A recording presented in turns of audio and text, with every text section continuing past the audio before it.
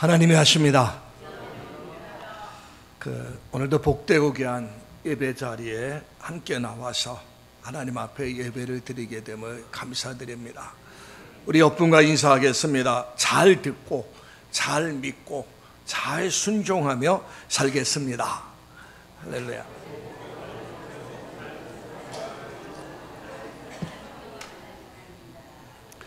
오늘도 이 시간 하나님 앞에 예배를 드리면서 십자가의 죽으심으로 나를 용납하시고 나를 용서해 주신 그 하나님의 사랑을 깨닫는 귀한 시간 되기를 바랍니다.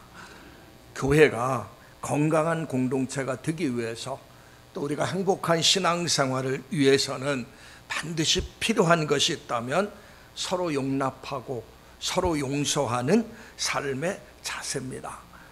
이것이 있을 때 우리는 건강한 공동체가 될 수가 있고 행복한 신앙생활을 할 수가 있습니다. 그럼 우리가 어떻게 하면 용납하고 용서하는 삶을 살 수 있을까? 이 물음을 던져야 됩니다. 우리는 옛날부터 입는 옷에 대한 관심이 많았습니다. 그 일상생활 속에서 필요한 세 가지가 있다면 의식주 문제입니다.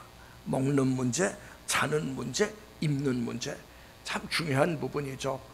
특별히 우리가 그런 얘기가 있죠. 옷이 날개라, 이런 얘기가 있습니다. 그래서 입는 옷도 참 중요합니다. 옷은 그 사람의 신분과 품위를 나타나기 때문에 그래요. 그래서 사람들은 자기 직업에 따라 역할에 따라 입는 옷이 달라지게 됩니다. 운동선수라면 운동복을 입어야 되고, 경찰은 경찰관 제복을 입어야 경찰로서 역할을 잘 할 수가 있습니다. 군인은 또한 군복을 입어야 군인답게 전투를 할 수가 있고, 또 의사, 또 간호사, 약사는 가운을 입어야 환자들에게 신뢰를 줄 수가 있습니다. 그만큼 옷이 중요해요. 어떤 옷을 입느냐가 그 사람의 신분과 역할을 나타나기 때문에 그래요. 특별히 하나님의 자녀는 오늘 본문에 보면 하나님이 택하사 거룩하고 사랑받는 자가 됐다, 이렇게 이야기합니다.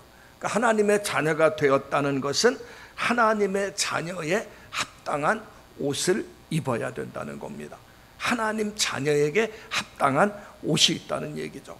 오늘 본문 골로새서 3장 12절 말씀에 보면 나옵니다. 우리 저 말씀을 같이 한번 읽습니다.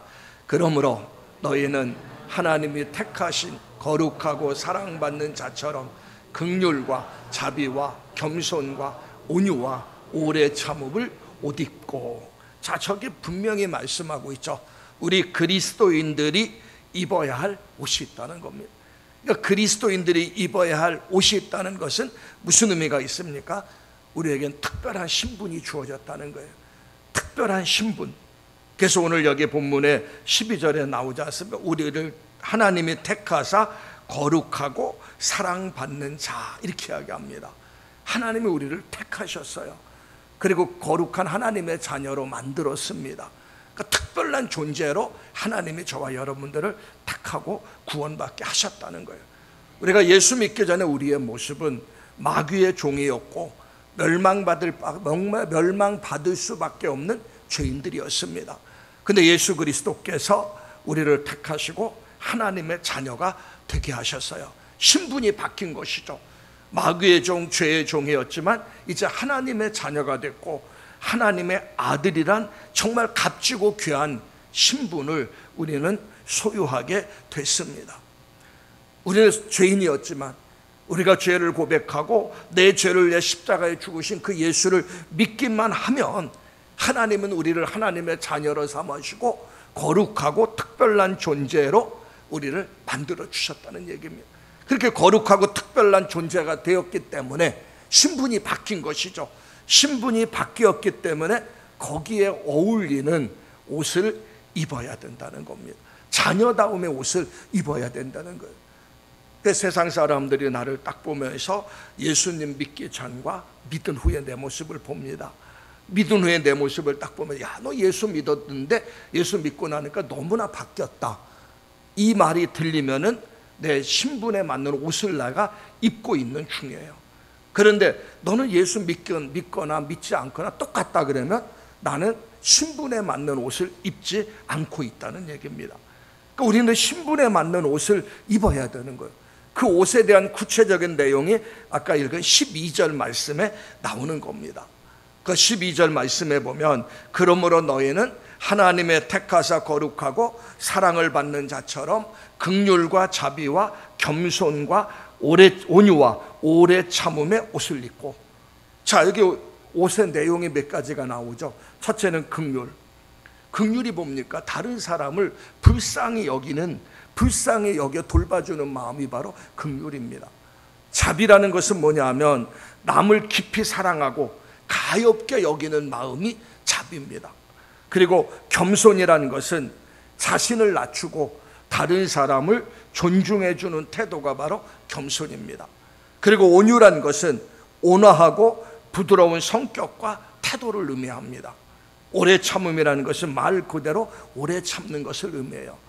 이런 긍휼과 자비와 겸손과 오래 참음, 온유와 오래 참음의 옷을 우리가 예수를 믿고 하나님의 자녀가 되고 신분이 바뀌면 이런 옷을 우리가 입게 되는 거예요.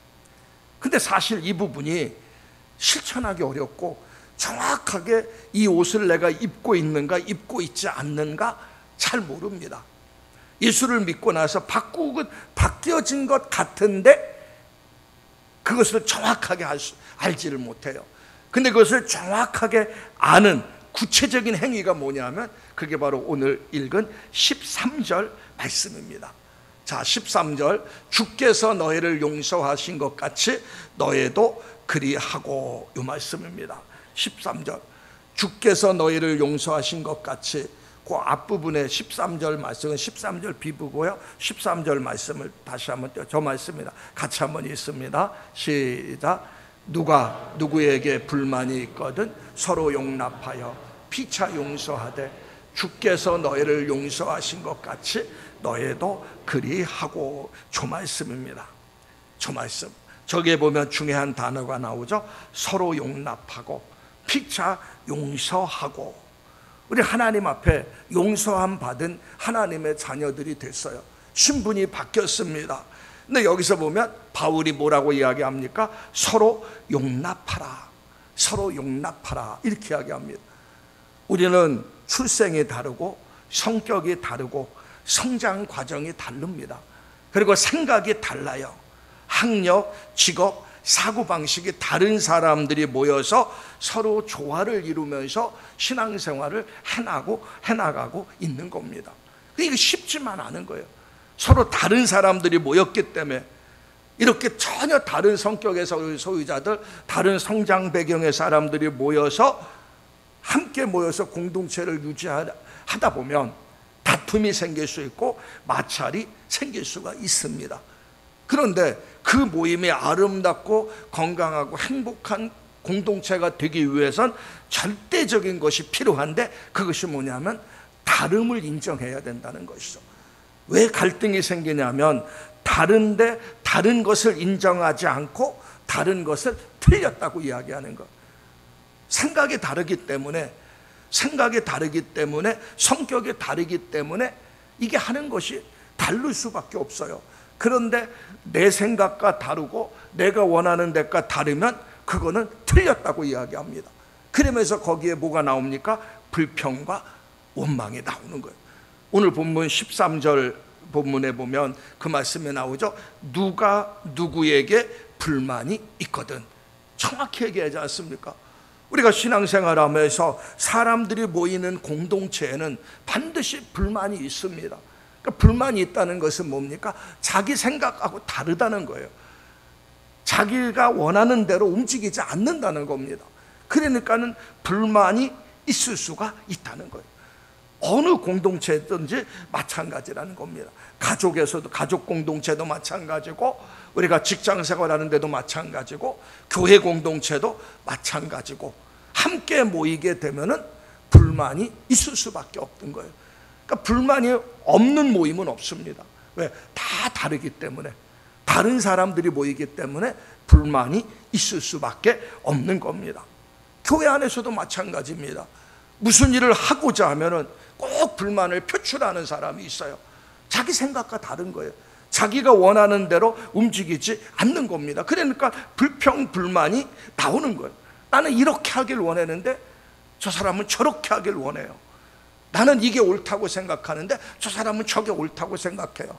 그러면 그 다름을 인정하면서 받아들이면서 나가면 아무 문제가 없는데, 다름을 인정하지 못하는 겁니다. 틀렸다고 이야기하는 거예요. 내가 옳고 저 사람께 틀렸다고 이야기하는 겁니다. 그러니까 갈등이 생기고 분열이 생기고, 그런 공동체가 아름다운 공동체, 행복한 공동체가 될 수가 없는 겁니다. 그래서 사람들은 공동체 생활하다가 나 이런 거 싫다고 하면서 관계를 거부해요. 그래서 기관활동 안 하고 셀 목장 활동 안 하고 나름대로 독립적으로만 신앙생활하려고 합니다. 근데 중요한 것은 불만과 마찰이 있을지라도, 갈등이 있을지라도 예수 이름으로 극복하는 사람들이 그리스도인이란 얘기입니다. 그걸 오늘 이야기하고 있는 거예요.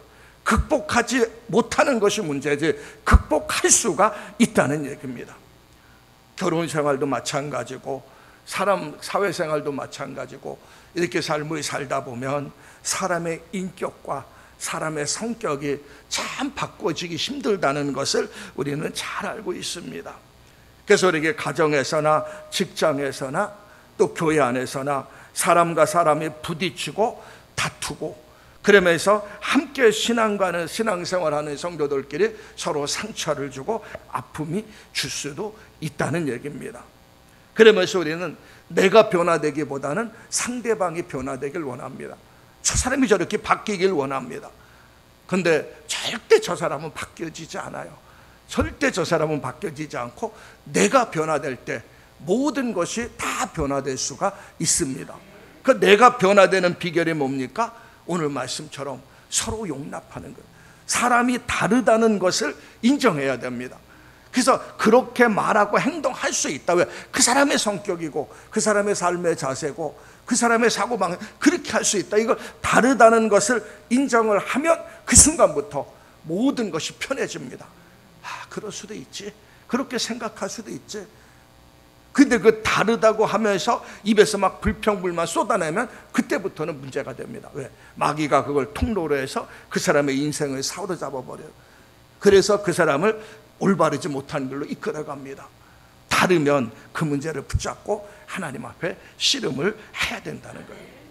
독일에서 유학을 하고 있는 젊은 한국인 부부가 있었습니다.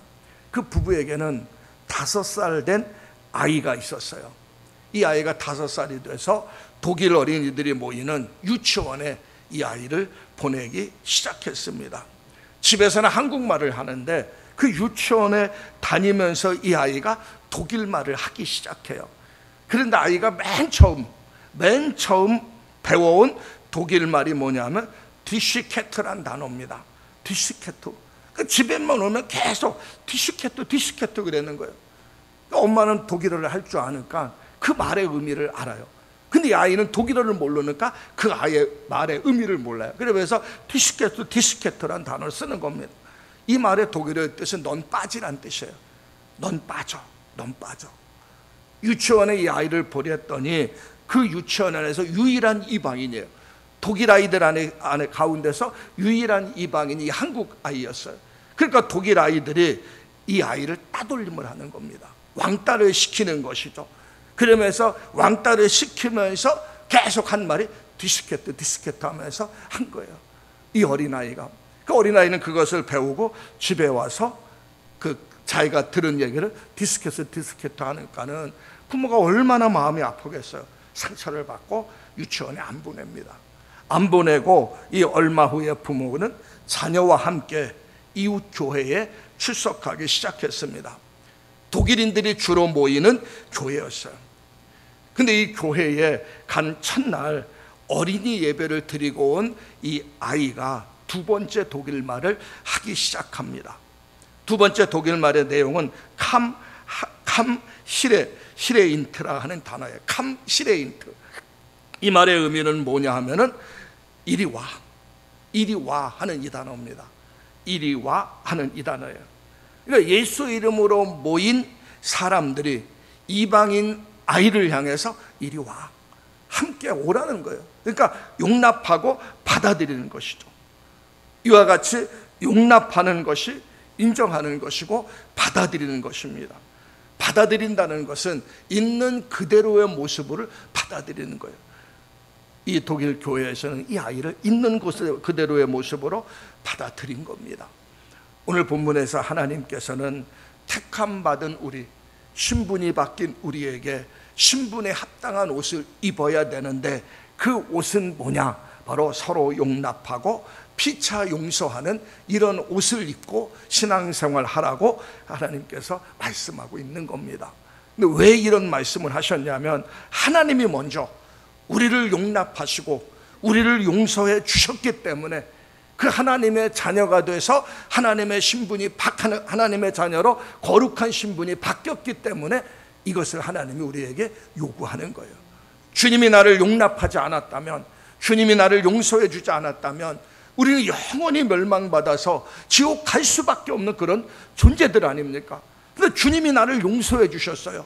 내가 원수 되었을 때, 내가 하나님 앞에 죄인 되었을 때, 하나님의 진노 아래에 있을 때 예수님이 우리 죄를 대신 짊어지고 십자가의 대속제물로 죽으셨지 않습니까? 그 우리 죄를 다 용서해 주셨어요. 그러니까 주님의 은혜를 깨달으면 깨달을수록 우리는 주님의 말씀대로 그 신분에 합당한 거룩한 옷을 입어야 된다는 겁니다. 그래서 오늘 본문은 그 원리를 이야기하고 있어요. 그러니까 우리가 용납하고 용서하기가 힘든데 용납하고 용서하기 위해선 하나님이 주신 은혜를 깨달아야 돼요. 그래서 오늘 성경 말씀 골로새서 3장 15절에서 17절 말씀을 하는 겁니다. 먼저 저 말씀을 같이 한번 읽습니다. 시작. 너희는 평강을 위하여 한 몸을 부르심을 받았나니 또한 너희는 감사하는 자가 되라. 중요한 것은 바로 감사하는 자가 돼야 된다는 거예요. 감사할 때 모든 걸 받아들이고 모든 걸 용서할 수가 있습니다. 하나님의 은혜를 생각하면 생각할수록 감사할 수가 있어요. 그럼 이 감사의 비결이 뭡니까? 그리스도의 평강이 우리의 마음을 지배하게 해야 됩니다. 주님의 평강이 내 마음을 다스려야 돼요. 근데 우리가 삶을 살다 보면 마음이 평안하지 않아요. 근데 성경에는 원리를 가르쳐주고 있습니다. 그게 바로 빌립보서 4장 6절 7절 말씀입니다.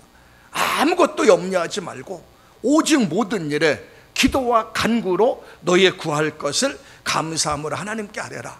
그리하면 그리스도의 평강이 너의 마음과 생각을 지키시리라.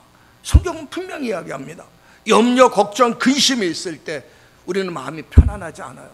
근데 염려, 걱정, 근심이 있을 때 우리가 할 일이 뭡니까?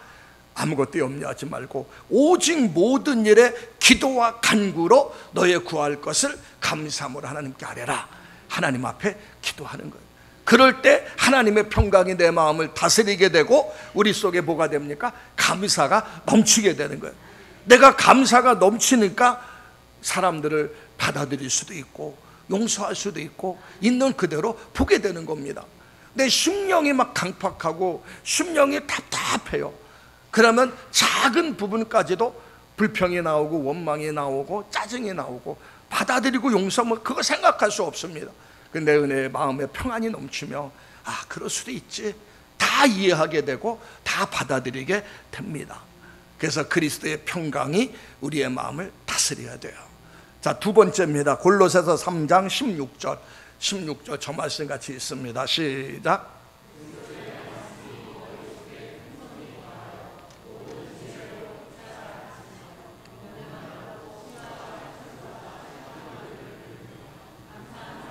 마음으로 하나님을 찬양하고. 자, 두 번째는 뭡니까? 감사하는 마음으로 늘 하나님을 찬양해야 되는데 그러기 위해서는 조건이 하나 붙어요. 그리스도의 말씀이 너의 속에 풍성히 거하여. 하나님의 말씀 안에 내가 풍성이 있어야 됩니다.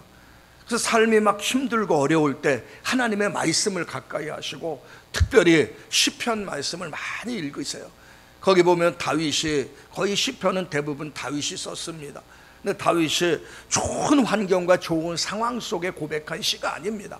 정말 힘들고 어려울 때 하나님 앞에 감사하면서 쓴 시가 바로 시편이에요. 그 시편 말씀을 읽다 보면은 나도 모르는 사이에 그 말씀 안에 내가 들어가게 되면 말씀이 내 안에 풍성히 거하게 되면서 상황과 환경을 이기게 되고 내 속에는 절로 찬양이 나오는 겁니다. 짜증나고 힘들고 어렵고 환경이 나를 누를 것 같을 때 하나님 앞에 기도의 무릎을 꿇는 건 당연한 것이고, 또 한 가지 중요한 것은 주님의 말씀, 하나님의 말씀 안에 풍성이 거하게 되면 나도 모르게 입술에서 찬양이 나오게 되고 나도 모르게 감사로 하나님 앞에 영광을 돌리게 됩니다. 두 번째 비결은 그리스도의 말씀 안에 풍성이 거해야 된다. 그리고 내가 감사할 때 모든 것을 용납하고 용서할 수가 있습니다. 자, 세 번째 말씀입니다. 골로새서 3장 17절 있습니다. 시작.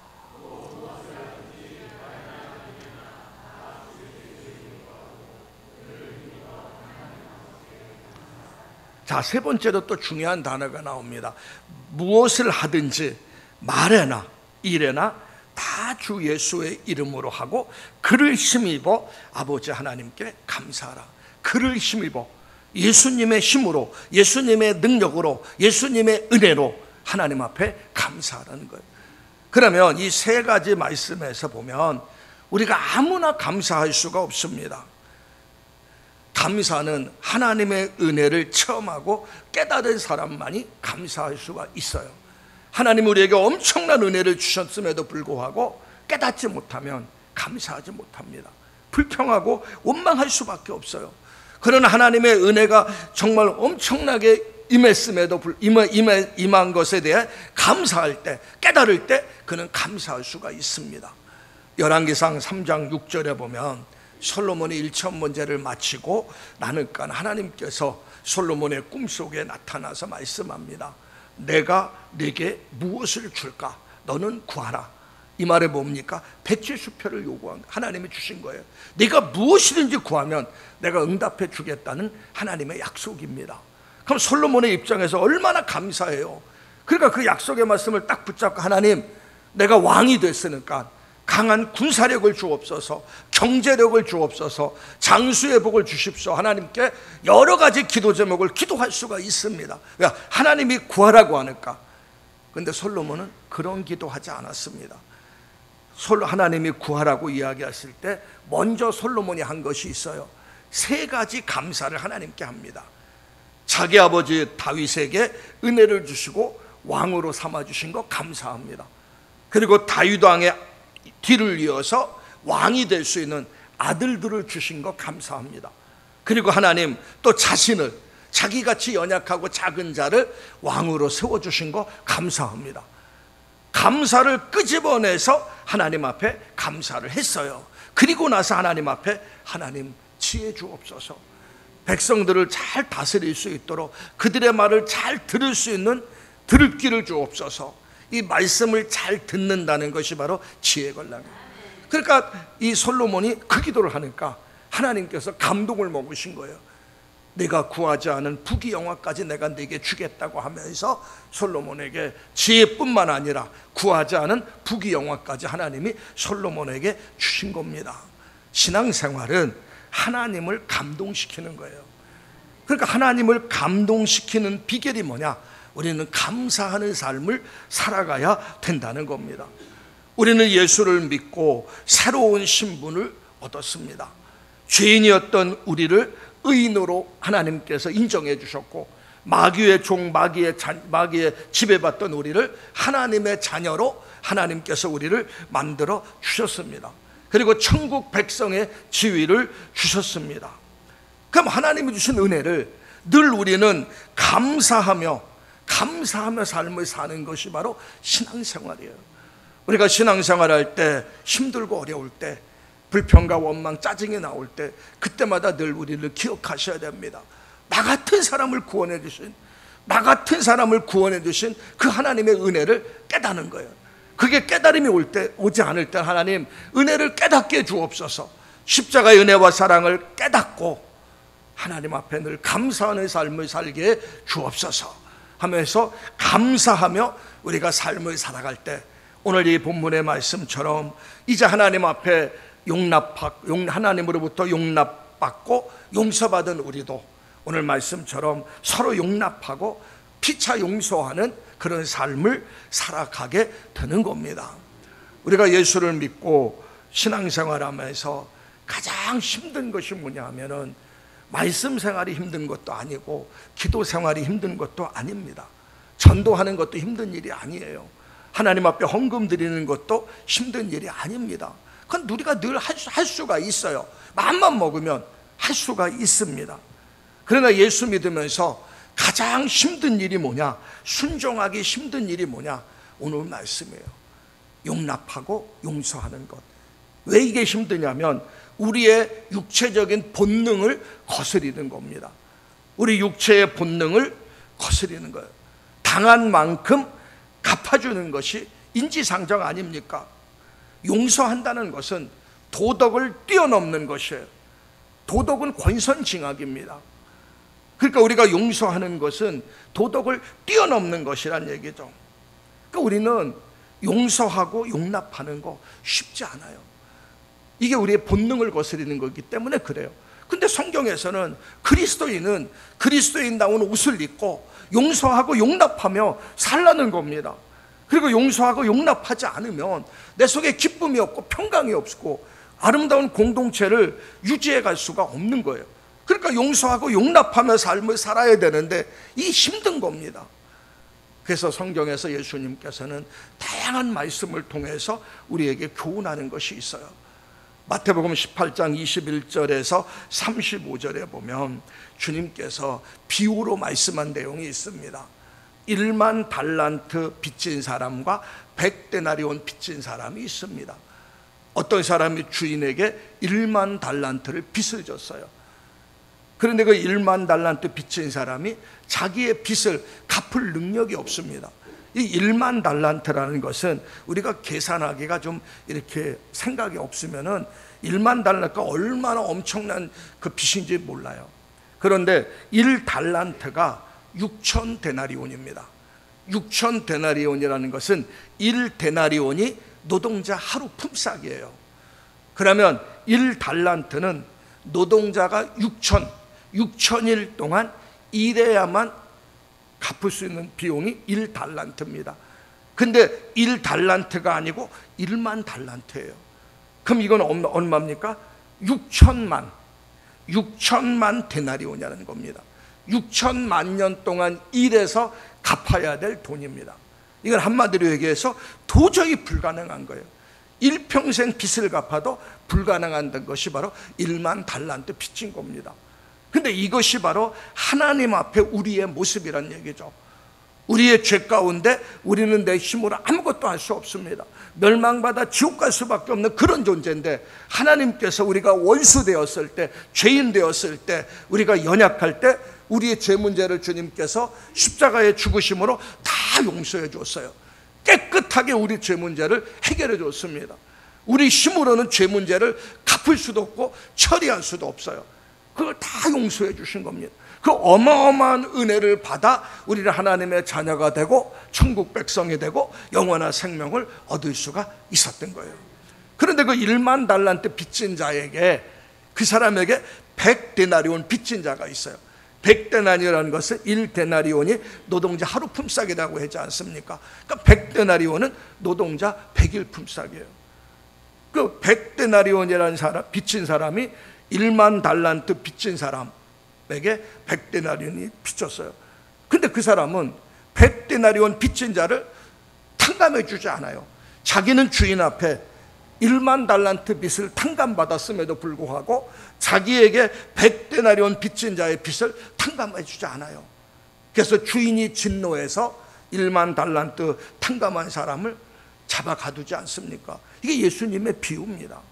그러니까 주님으로부터 그 엄청난 용서를, 엄청난 사랑을 받은 우리가 삶을 살아가면서 내 삶 속에서 100데나리온 빚진 자들을 만나게 됩니다. 근데 우리는 주님으로부터 용서함 받았다는 걸 까마득하게 잊어버리고 용서하지 못하고 용납하지 못하고 우리가 삶을 살아간다는 거예요. 그래서 오늘 본문에 골로새서 3장 13절에 분명히 하는 말씀이 있습니다. 저 말씀 보세요. 같이 읽습니다. 시작. 그래서 저 말씀이 나오는 거예요. 주님께서 너희를 용서하신 것 같이 너희도 그리하라. 다른 사람이 나를 이해해 주기를 기다리지 말고 먼저 이해하며 용납하고 용서하는 삶을 살아라는 얘기입니다. 왜? 주님의 은혜로 저와 여러분들이 그런 용서함을 받고 하나님의 자녀가 되었기 때문에 그래요. 그래서 다른 사람이 용납되지 않고 용서할 수 없다면 나를 용서해 주신 주님을 바라보고 십자가의 은혜 앞에, 십자가 앞에 서시기를 주의 이름으로 축원합니다. 자, 오늘 본문에서 또 한 가지 중요한 말씀이 있어요. 그게 뭐냐면 골로새서 3장 17절 상반절 말씀입니다. 저 말씀 같이 한번 읽습니다. 시작. 또 무엇을 하든지 말이나 일이나 다 주 예수 이름으로 하고 또 그를 하는 아버지께 감사하라. 저기서 보면 무엇을 하든지 말에나 일에나 다 주 예수 이름으로 하고, 내 이름을 걸고 나를 위해서가 아니라 예수님을 위해서, 예수님의 이름을 위해서 하라는 겁니다. 그래야지 용서하라는 거예요. 그래서 무슨 일을 할 때마다 우리가 중요한 것은 옳은가 그른가를 우리는 늘 살피지 않습니까? 이것이 옳은 일인가 이것이 그른 일인가 이거 살펴요. 근데 그것만으로 충분하지 않다는 얘기입니다. 세상에는 예수는 믿지만 옳은 일을 하지 않는 사람들도 많이 있습니다.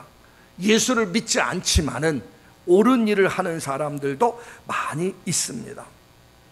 그렇지만 거기에 예수 이름이 빠져 있어요. 예수를 믿는 사람들의 옳은 일은 그 옳은 생각 속에 반드시 예수님의 이름이 들어가야 됩니다. 예수 그리스도가 가득 그 심령 속에 채워져야 됩니다.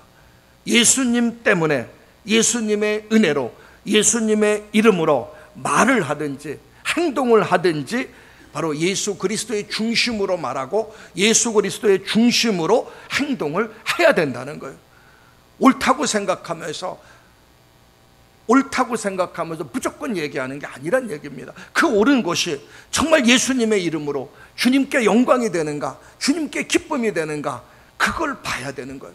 그래서 성경은 이야기하고 있는 겁니다. 무엇을 하든지 말에나 일에나 주 예수 그리스도의 이름으로 하라, 이렇게 이야기하고 있는 겁니다. 이 땅에 사는 사람들은 다 너무나 천차만별입니다. 생각이 다르고 개성이 다릅니다. 어떤 사람은 맛있다고 하고 어떤 사람은 맛없다고 합니다. 사람들마다 다 개성이 있기 때문에 그래요. 어떤 사람이 어느 곳에 가서 참 멋있다 이렇게 이야기합니다. 어떤 사람은 그곳에 가서 아무 멋도 없다고 이렇게 이야기해요. 그 사람마다 다르기 때문에 그래요. 어떤 사람이 백화점에 가서 아주 좋은 옷 사고 교회에 왔습니다. 자기는 돈도 많이 지불하고 좋은 옷을 사서 교회에 입고 왔어요. 근데 그 옷을 본 첫사람의 이야기야, 왜 옷이 그렇게 칙칙해? 이 말 한마디를 툭 던집니다. 그 순간부터 그 사람은 시험에 빠져요. 왜 시험에 빠집니까?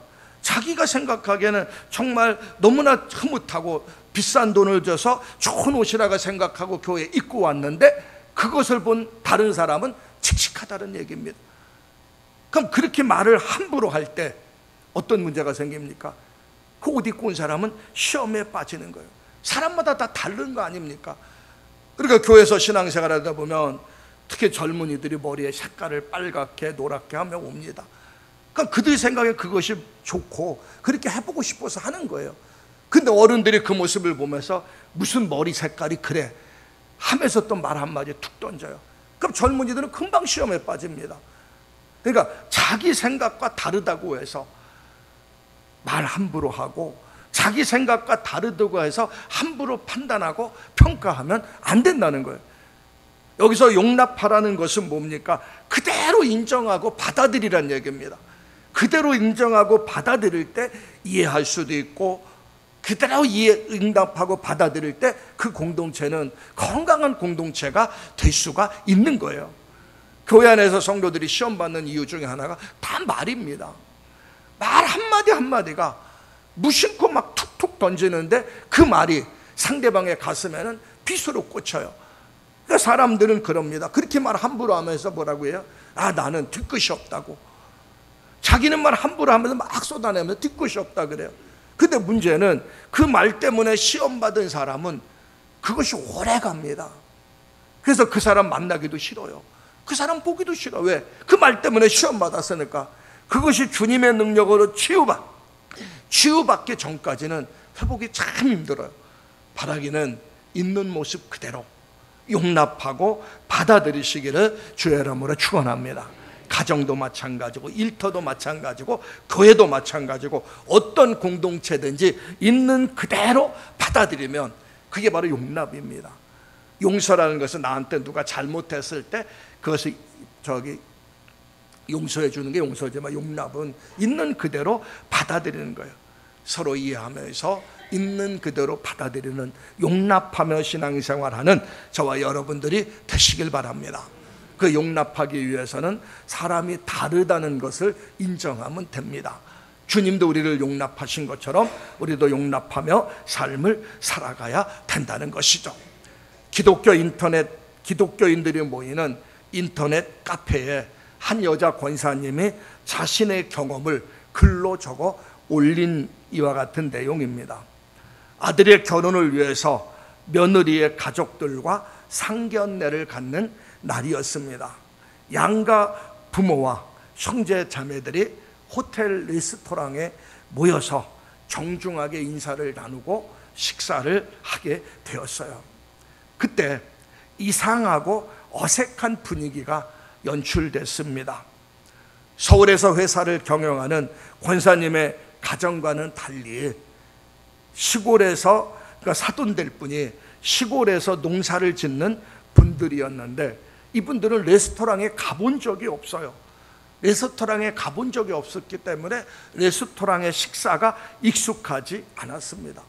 근데 그 사돈 부부가 식탁 위에 있는 삼각형으로 멋있게 접혀있는 냅킨이 있어요.